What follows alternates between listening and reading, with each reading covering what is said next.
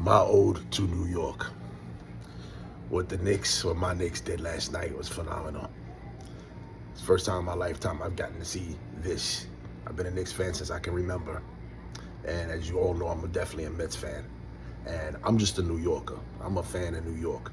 And on a philosophical level, there are reasons behind it. Not only was I born and raised in the Bronx, I used to think that my home in the Bronx was the Garden of Eden when I was a little kid. I would go away on vacation to California and to other places in the country. And I used to cry because I wasn't home in New York City for those vacations. When I grew up in the 80s, in the Bronx, in the mid-Bronx, in the Allerton area, I lived in a building, 6-story tenement. The building was probably built in the 1920s or 10s. I don't know all of that history, but I always felt that New York City, and I felt this way since I was a kid, truly is what the United States of America was supposed to be about. My best friend was a kid whose parents came from, at the time, was Yugoslavia. My other best friend was an Italian-American kid. My other best friend was a Black American kid with a white Jewish grandmother. Both of my grandmothers are half white.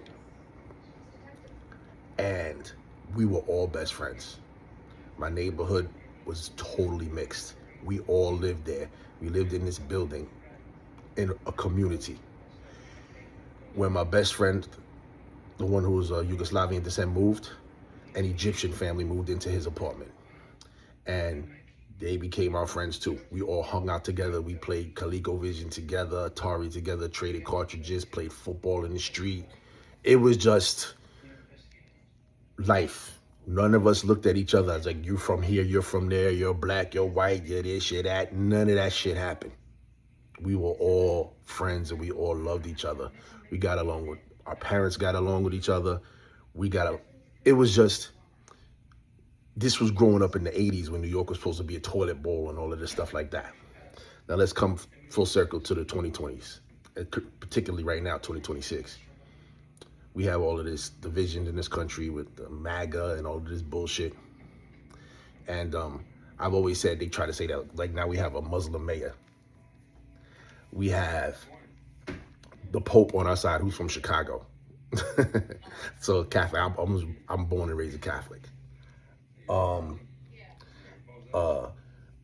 We're like the city that leads in transgender rights and LGBTQ rights and stuff like that. And it's like, New York is America.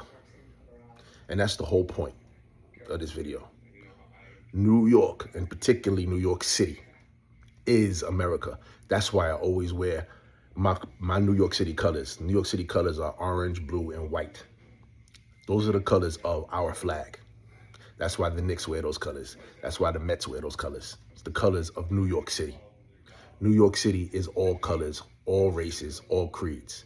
New York City is human.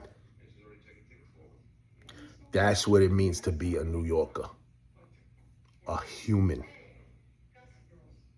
That's what it means to be a Knicks fan. That's what it means to be a Mets fan. That's what it means to be a New Yorker. Nobody cares about where you came from. It's where you are right now.